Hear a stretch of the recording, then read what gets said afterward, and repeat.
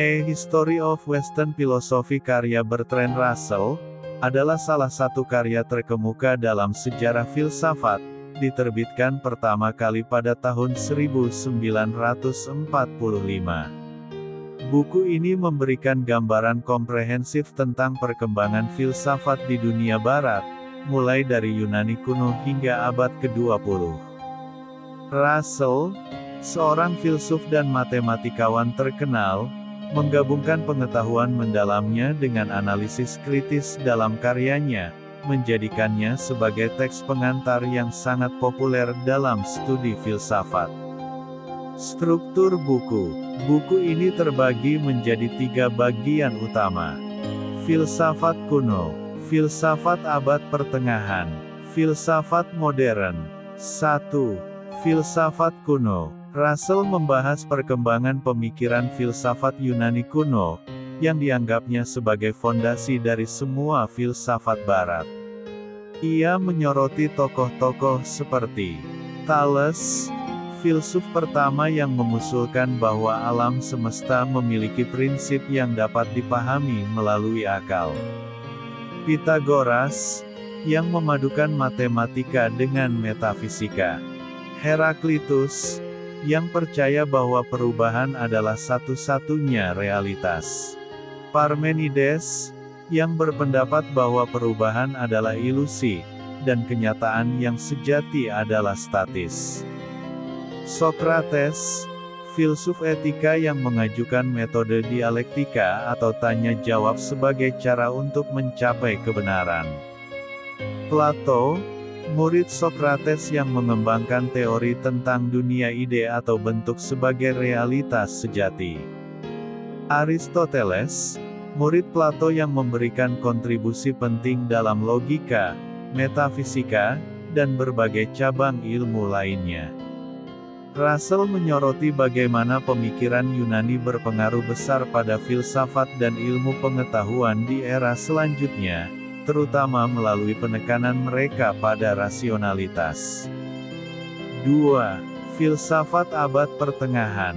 Pada periode ini, filsafat lebih terfokus pada upaya untuk mendamaikan ajaran agama Kristen dengan pemikiran filsafat Yunani, terutama Aristoteles. Russell membahas tokoh-tokoh penting seperti Agustinus, yang memadukan ajaran Kristen dengan filsafat Neoplatonisme, dan berpengaruh besar dalam perkembangan teologi Kristen. Thomas Aquinas, yang menciptakan sistem teologi Thomistik dengan menggabungkan ajaran Aristoteles ke dalam teologi Kristen. Anselmus, yang terkenal dengan argumen ontologisnya tentang keberadaan Tuhan. Russell mencatat bahwa filsafat abad pertengahan didominasi oleh kekuasaan gereja, tetapi tetap mempertahankan elemen penting dari rasionalitas Yunani. 3. Filsafat modern. Bagian ini mengulas perkembangan filsafat dari masa Renaissance hingga abad ke-20. Tokoh-tokoh utama yang dibahas meliputi René Descartes, yang dikenal sebagai bapak filsafat modern dengan pemikirannya, cogito, ergo sum, aku berpikir, maka aku ada. Ia juga mengembangkan pendekatan rasionalistik yang mendasari metode ilmiah modern.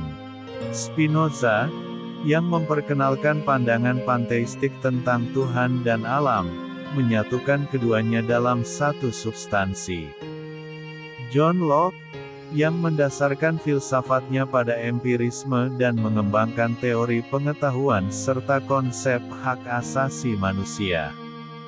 David Hume, yang sangat skeptis terhadap ide kausalitas dan memperkenalkan kritik terhadap empirisme ekstrim.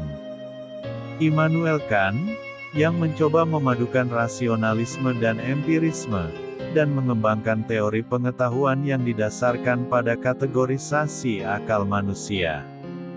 Georg Wilhelm Friedrich Hegel, yang mengembangkan sistem dialektikanya, sebuah pendekatan filsafat yang mencoba menjelaskan sejarah, realitas, dan ide melalui proses tesis, antitesis, dan sintesis. Karl Marx, yang mengadaptasi dialektika Hegel untuk mengembangkan materialisme historis, sebuah pendekatan kritis terhadap kapitalisme dan struktur sosial. John Stuart Mill, yang mempromosikan utilitarianisme dan advokasi kebebasan individu. Friedrich Nietzsche, yang mengkritik moralitas tradisional dan memperkenalkan konsep will to power, serta Übermensch, manusia unggul.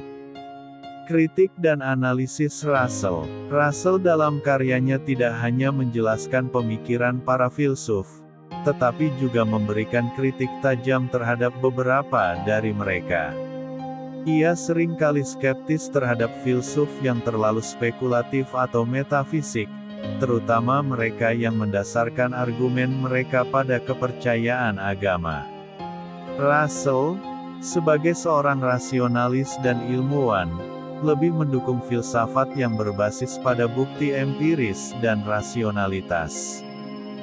Gaya penulisan. Meskipun buku ini berisi banyak ide-ide kompleks, Russell menulis dengan gaya yang mudah dipahami, menjadikannya sangat cocok untuk pembaca umum maupun akademisi. Ia sering menyampaikan humor dan ironi dalam kritiknya terhadap berbagai pemikiran, memberikan sentuhan pribadi yang membuat teksnya lebih menarik. Pengaruh dan penerimaan. Buku ini telah menjadi salah satu teks utama dalam pengajaran sejarah filsafat. Meskipun beberapa kritikus menilai Russell terlalu bias dalam menilai beberapa filsuf tertentu, karyanya tetap dianggap sebagai kontribusi besar dalam pengajaran filsafat di dunia modern. A History of Western Philosophy oleh Bertrand Russell bukan hanya menjadi bacaan penting bagi mereka yang tertarik dengan sejarah pemikiran manusia, tetapi juga refleksi dari perspektif kritis Russell sendiri terhadap filsafat dan masyarakat. Terima kasih. MAP TV Channel.